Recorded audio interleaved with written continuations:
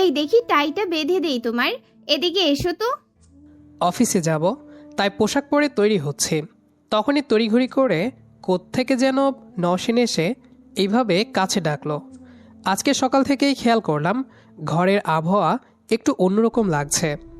চারপাশে একটা অন্যরকম সুগন্ধ বিরাজ করছে। এইসব কারণে মনটা সকাল থেকেই বেশ ফুরফুরা হয়ে আছে। আর যখন পোশাক পরে তৈরি হচ্ছি ঠিক তখনই নওশিন এসে বলল টাই বেঁধে দিবে। আমার কোনো আপত্তি নেই এতে, বরং আমার বেশ ভালোই লাগলো ওর প্রস্তাবটা। স্ত্রী অবশ্যই একটু ভালোবাসা দিয়ে স্বামীকে টাই পরিয়ে দিতেই পারে, এটা কোনোভাবেই মন্দ নয়। তবে এখানে আমার একটু কেমন জানি খটকা লাগছে যে মেয়েকে প্রতিদিন বলে বলেও টাই বাঁধাতে পারেনি, সেই মেয়ে আজ নিচ থেকে এসে টাই বেঁধে দিতে চাচ্ছে। এইসব ভাবতে ভাবতেই নওশিন আবারও তাড়া দিয়ে বলে উঠল, আরে আরে কি হলো, মাথা সোজা করো, টাই বেঁধে দিচ্ছি তো। ওর আচরণগুলো আমার কেমন অদ্ভুত মনে হচ্ছে। আজ ঘুম থেকে উঠেই দেখি সকালবেলা কড়া এক কাপ চা হাতে সামনে এসে হাজির উনি। যদিও আমি ঘুম থেকে উঠে চা খাই না কখনো, আমার অভ্যাস নেই এতে, কিন্তু আজ যখন নওশিন প্রথম চা নিয়ে এসে একটা হাসি দিয়ে বলল, ওগো ওঠো, সকাল হলো তোমার, এই নাও গরম গরম চাটা খেয়ে নাও তো। আমি অবাক হয়েছিলাম। যেন সকাল সকাল আমার ঘরে অন্য কোনো রমণী ঢুকে পড়েছে। কারণ ছিল ওর মুখে এই ওগো শব্দটা। আমাকে এইভাবে আদর করে আগে কোনো দিন ডাকেনি সে। তার উপর এমন একটা মিষ্টি হাসি। চায়ের কাপটা একটু এগিয়ে দিয়ে একটু লাজুক হেসে দিয়েই চোখ নামিয়ে তার খোলা চুলগুলোর কিছু অংশ কানের পেছনে গুজল। ঘুম ভাঙতেই এমন একখানা দৃশ্যে আমার জগতে একটা ভূমিকম্পের মতো নাড়া দিয়ে উঠল। সকাল থেকে এসব কাণ্ডের হিসাব মেলাচ্ছি, তখনই নওশিন গা ঝাঁকিয়ে বলল, কি পাজি লোকটা রে বাবা, কথাই শুনে না। বলছি মাথা সোজা করো, টাইটা বেঁধে দেই। তুমি টাই বেঁধে দিবে? সত্যি সত্যিই? বারে, আমার স্বামীর টাই আমি বেঁধে না দিলে কে বেঁধে দিবে শুনি? আসলেই তো, আমি বা এত ভাবছি কেন? আমার টাই আমার বই তো বেঁধে দিবে, স্বাভাবিক ব্যাপার। আমি আর কিছু বললাম না, শুধু অবাক দৃষ্টিতে ওর টাই বাঁধা দেখতে লাগলাম।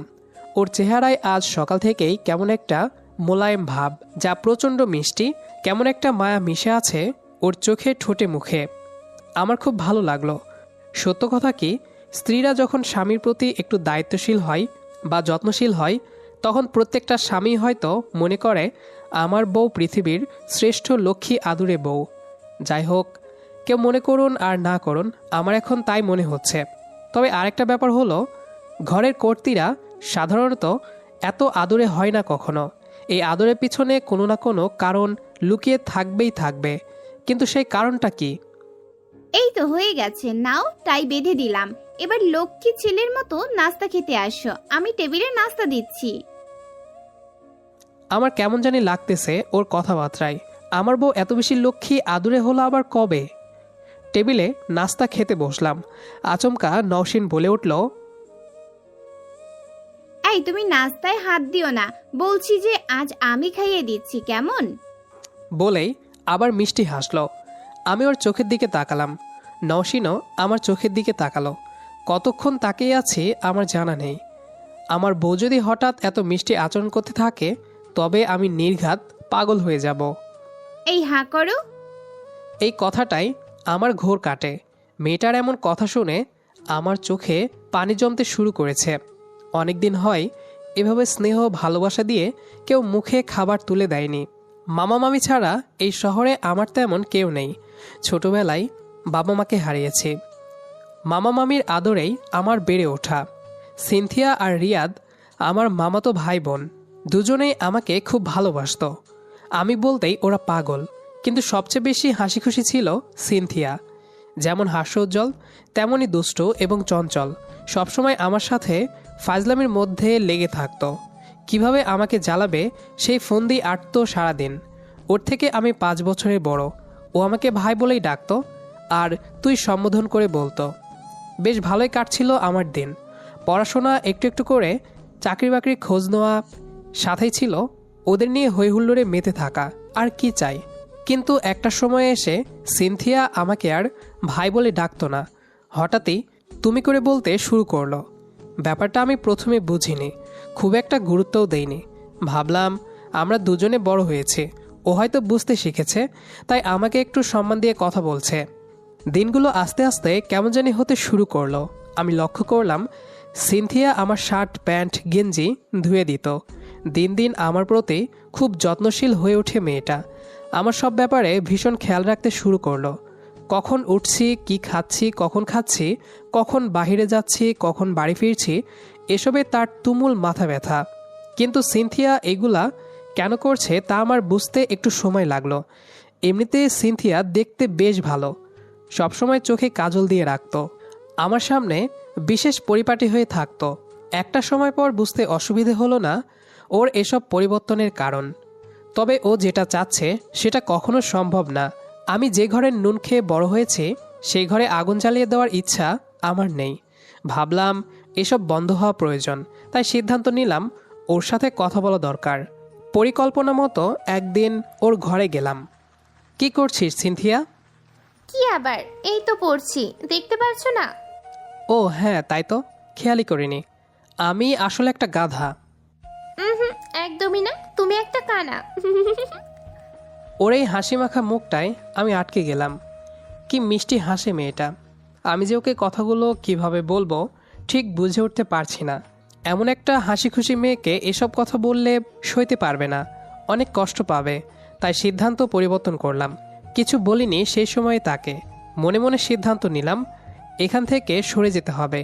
হিসেব মতো একটা চাকরি খুঁজতে লাগলাম খুব করে। অনেক খোঁজার পর মাস তিনেক পর পেয়েও গেলাম। যেন একটা হাফ ছেড়ে বাঁচলাম। এই চাকরির উসিলা দিয়ে মামা মামির বাসা ছেড়ে দিয়ে একটা ব্যাচেলর বাসায় উঠলাম। আমি ইচ্ছে করেই একটু দূরেই চাকরি খুঁজেছি, যেন একটু দূরে থাকতে পারি, আমাদের যেন যখন তখন দেখা না হয়ে যায়। তাই এখন আমাদের বাসার দূরত্ব এখন অনেকটাই। যেদিন মামার বাসা ছাড়লাম সেদিন সিনথিয়ার চোখে নোনা জলের সাগর দেখেছি, কিন্তু আমার কিছুই করার নেই। সব বুঝেও অবুঝের মতো চলে এসেছি। অনেকদিন হলো সিনথিয়ার সাথে আমার কোনো দেখা সাক্ষাৎ নেই। প্রায়শই ও দুষ্টুমি আমার পেছনে লেগে থাকাগুলোকে খুব মিস করতাম, কিন্তু কখনো আর দেখা করতে যাইনি ওর সাথে। মাঝে মাঝে মামি এসে আমায় দেখে যেত আর বলতো, কি রে সুমন, এবার একটা বিয়ে কর। ভালো চাকরি করছিস, এইভাবে ব্যাচেলার ঘরে না থেকে বিয়ে করে সংসার কর। আমি শুধু চুপ করে থাকতাম।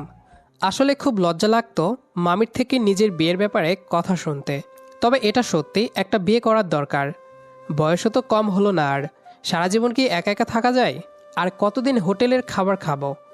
আমারও একটা সংসার থাকা অতীব প্রয়োজন। আমারও তো কিছু শখ আছে। নিজের বউয়ের হাতে রান্না খাবো, চুমু খাবো, মিষ্টি মিষ্টি বকা খাবো। মনে মনে সেই আশাই পুষতে লাগলাম। ওদিকে 2 বছর পর সিনথিয়ার বিয়ে হয়ে যায়। ছেলে ইঞ্জিনিয়ার, ভালো একটা ফ্যামিলিতে বিয়ে হয়েছে। কেন যেন ওর জন্য খুব খারাপ লাগতো। অজান্তে ওর জন্য চোখ দিয়ে পানি গড়িয়ে পড়ল। তবে একটু ভালো লাগলো। যাক, আমি দূরে এসে তবে ভালোই করেছি। আর তা না হলে সিনথিয়া এরকম পাত্র পেত না। মামি আমার জন্য পাত্রী দেখা শুরু করে দিয়েছে। অবশ্য বাবা মা বেঁচে থাকলে ওনারাই কাজটা করত। মজার ব্যাপার হলো, মামির পাত্রী পছন্দ হলে আমার পছন্দ হয় না, আর আমার পছন্দ হলে মামির পছন্দ হয় না।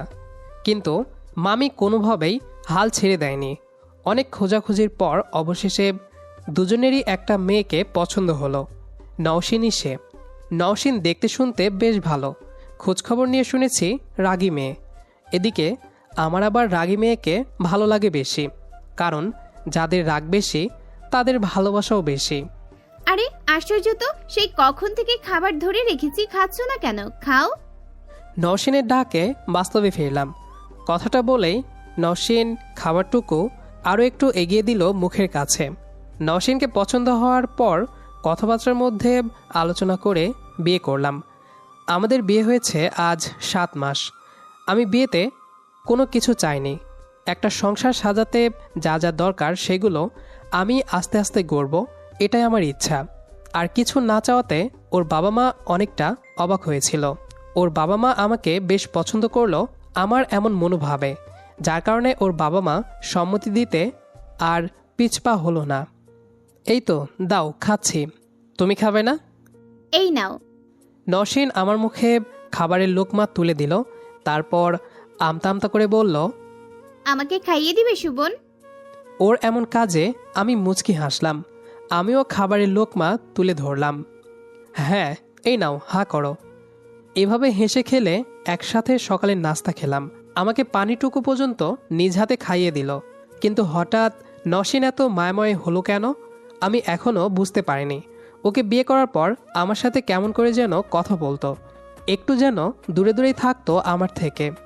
এই তো সেদিন ছুটির দিন ছিল। ওরে বললাম, চলো আজ ঘুরতে যাই, আজ বাহিরে লাঞ্চ করব, তারপর বিকেল করে বাড়ি ফিরব।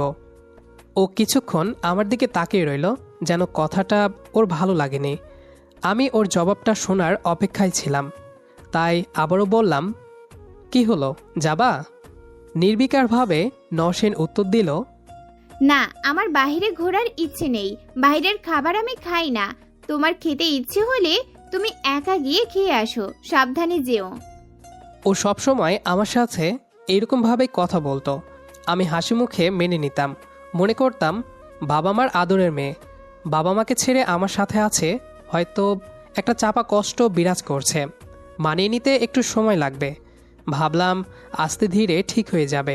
তবে আমার সাথে কখনো ঝগড়া করতো না, তর্ক হয়নি কখনো। এই সুবন শোনো। অফিসে যাওয়ার জন্য বের হচ্ছি, তখন নওশীন পেছন থেকে ডাক দিল। আমি পেছন ঘুরে জিজ্ঞেস করলাম, কিছু বলবা? নওশীন ফের আমতা আমতা করে বলতে লাগলো, আসার সময় আমার জন্য। ও পুরো কথাটা শেষ করলো না। আমি কিছুটা বুঝতে পারলাম মেয়েরা কেন আদুরে হয়, কারণ ওদের কেনাকাটার প্রয়োজন পড়ে। হয়তো বলবে ওকে নিয়ে শপিংয়ে নিয়ে যেতে, বা শাড়ি বা অন্য কিছু কিনে আনতে। তোমার জন্য কি বলো, কিছু লাগবে? নওশীন কিছুক্ষণ চুপ করে থাকলো। আমাকে কিভাবে কথাটা বলবে তা হয়তো মনে মনে প্রস্তুতি নিচ্ছে। আমি ওকে অভয় দিয়ে বললাম, তুমি নির্ভয়ে বলো। আসলে না, মানে আসার সময় আমার জন্য আচারের বোতল নিয়ে আসিও। আমি একটু অবাক হলাম ওর কথা শুনে। এই সামান্য জিনিসের জন্য এত কাহিনী? আমি ভাবলাম দামি কিছু চাইবে, কিন্তু হঠাৎ আচার কেন? সেদিনই তো মামি নিজ হাতে আমের আচার তৈরি করে দিয়ে গেল। ওইগুলা কি শেষ? কৌতূহলী হয়ে প্রশ্ন করলাম, মামি যে ওই দিন আচার তৈরি করে দিয়েছে, ওইগুলা কি ভালো হয়নি? না, সেটা না, আসলে ওইগুলো তো শেষ। কি বলে এই মেয়ে, এত দ্রুত সব আচার ফুরিয়ে গেছে? অবাক না হয়ে পারলাম না। শেষ? উফ, এত কথা বলিও না তো। আনতে বলছি আনবা, এত কথা কিসের? কিভাবে কি হলো বুঝলাম না কিছুই, কিন্তু ওর প্রত্যেকটা কথা অন্যান্য দিনের চেয়ে আজ খুব মিষ্টি লাগছে। ইস, এমন করে যদি ও প্রতিদিন কথা বলতো। তুমি এত আচার খাচ্ছ কেন হঠাৎ? আমার কথাটা শুনে ওর কি হলো বুঝলাম না। একটা লাজুক হাসি দিয়ে শাড়ির আঁচলে মুখ লুকিয়ে বলল, আমি পারবো না বলতে, বুঝো না গাধা? সব কথা বলে দিতে হয় নাকি? কিছু কথা বুঝে নিতে হয়। আমি গাধা? আশ্চর্য, এই মেয়ে এসব কি বলে? সত্যিই কি আমি গাধা? আচ্ছা, মেয়েরা এত টক আর আচার খায় কেন? আমার একটু ইগোতে লাগলো। আমি আবারও জিজ্ঞেস করলাম, এই বলো না, এত আচার কেন খাচ্ছ? এত আচার খেলে তো পেটও খারাপ করবে তোমার। অকারণে এত আচার খেতে নেই। আমি পারবো না বলতে, গাধা কোথাকার। তুমি আচার নিয়ে আসবে আসার সময়, মনে থাকে যেন। যাও যাও, দ্রুত যাও, অফিসের জন্য দেরি হয়ে যাচ্ছে তো। হড়বড় করে সব কথাগুলো বলে ফেলল নওশীন। তারপর আমাকে এক প্রকার ঠেলে ঘর থেকে বের করে দিল নওশীন। কিন্তু এই প্রশ্নের উত্তর কে দিবে আমায়? কোথায় যাব এই প্রশ্নের উত্তর খুঁজতে? আমি আর কিছু জানতে চাইলাম না ওর কাছে। দেখি অফিস শেষে মামির বাসায় যাব আর জিজ্ঞেস করব মেয়েরা এত আচার খায় কেন। যাই, এখন অফিসে যাই। অফিস শেষ করে আবার দ্রুত মামা বাড়িও যেতে হবে। গল্পটি এ পর্যন্তই। আর আপনাদের যদি জানা থাকে মেয়েরা এত বেশি আচার কখন খায়, তাহলে অবশ্যই কমেন্ট করে জানাবেন।